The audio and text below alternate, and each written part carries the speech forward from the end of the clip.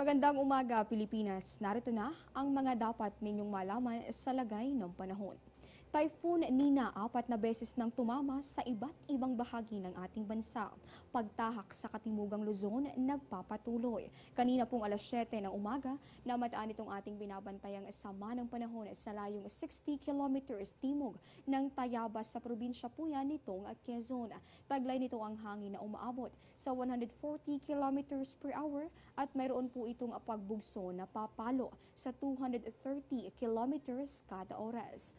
West-northwest na yung naging pagkilos nitong ating binabantayang bagyo sa bilis naman na 20 kilometro bawat oras.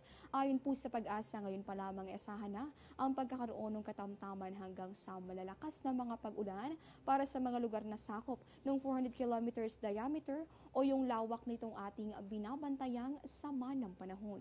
Sa ngayon naman nakataas ang Tropical Cyclone Warning Signal number 3 sa Camarines Sur, Southern Quezon, Marinduque, Batangas, ganon din sa Northern Oriental Mindoro, Lubang Island, Cavite at Laguna. Nasa ilalim naman ng Signal number 2 ang Metro Manila, Rizal, Northern Quezon, Polillo Islands, Bulacan at pati na rin sa Bataan, Pampanga, Southern Zambales, natitirang parte ng Oriental Mindoro hanggang sa probinsya ng Romblon. Nasa ilalim din ng Signal number 2 ang Northern Occidental Mindoro, Burias Island, Camarines Norte at Albay. Signal number 1 naman ang nakataas para sa nalalabing parte ng Occidental Mindoro, ganun din sa Masbate, Ticao Island, natitirang parte nitong Zambales, ganun din sa Tarlac, Nueva Ecija, Southern Aurora, maging sa Pangasinan, Sorsogon at sa Catanduanes. Sa puntong ito, balikan muna natin ano-anong mga lugar na ba yung direktang dinaanan nitong ating binapantayang bagyo. So ayon po sa Pag-asa, una itong naglandfall 6:30 kagabi sa Bato, Catanduanes. Pagtungtong ng 9:30 sa kaparehong araw, ito po ay tumama din sa bahagi nitong Sagnay sa Camarines Sur. Kaninang alas 2 ng madaling araw, sunod niyang tinumbok ang San Andres sa probinsya naman ng Quezon, habang ganap na 4:30 ng madaling araw, sunod naman itong naglandfall sa Torrijos sa probinsya ng Marinduque. Ayon po kay Pag-asa weather forecaster Loredin de la Cruz, kung hindi magbabago yung bilis at yung direksyon nitong ating binabantayang typhoon ay posible pong itong mag-ikalimang landfall pa sa bahagi nitong Batangas bago tuluyang lumayo dito sa ating landmass at tuluyang kumilos papalabas ng Philippine Area of Responsibility sa araw ng Miyerkules. At kaugnay nga nitong ating binabantayang asama ng panahon, ang ilang bahagi nitong ating bansa ay patuloy na nakakaranas ng mga pag-ulan. Batay po sa abiso ng Pag-asa, nasa ilalim nitong orange rainfall warning itong Occidental Mindoro, kung saan simula pa kaninang alas 7 ng umaga nagpapatuloy ang mga pag-ulan na maaaring magdulot ng mga pagbaha. Nasa ilalim naman ng yellow rainfall warning ang Batangas, Laguna at probinsya ng Quezon, kung saan posibleng bahain yung mga mababang lugar. Diyan lamang po kayo, magbabalik pa kami matapos ang isang paalala. Be safe tuwing may bagyo.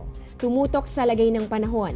Manatili sa loob ng bahay at lumayo sa mga bintana para di masugatan kung nabasag ang mga ito. Maging handa sa posibleng brownout. Sa paglikas, siguraduhin nakapatay ang main switch ng kuryente, mag-head count at dalhin ang survival kit. Kung nasa labas, umiwas sa mga puno, poste at anumang bagay na maaaring tumumba o mahulog. Maging laging handa para mailigtas ang sarili at ang pamilya.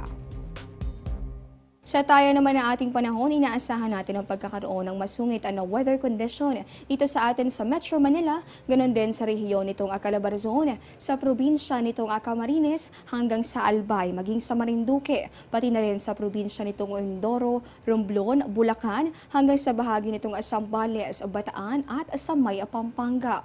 Magkakaroon din ng ulan na may kasamang pagbugso ng hangin. Ito po yan sa bahagi nitong gitnang Luzon hanggang dito sa Bicol Region at pati na rin rin sa probinsya ng Pangasinan. Para naman dito sa natitirang parte nitong ating bansa, inaasahan natin yung pag-iral nung maulap na kalangitan na may tsansa nung may hina hanggang sa katamtamang pag-ulan.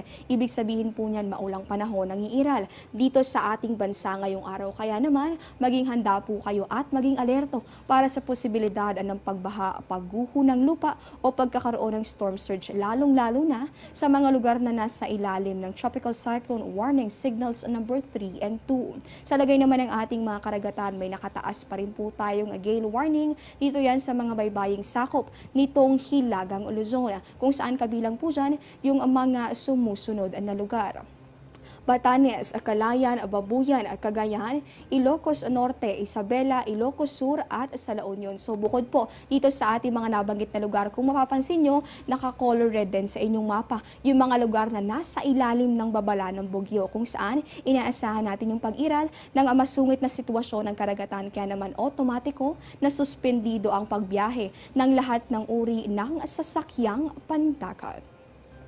At yan po muna ang latest mula rito sa Pag-asa para sa Panahon TV. Ako po si Desiree Jonio. Magandang umaga at mag-ingat po kayong lahat.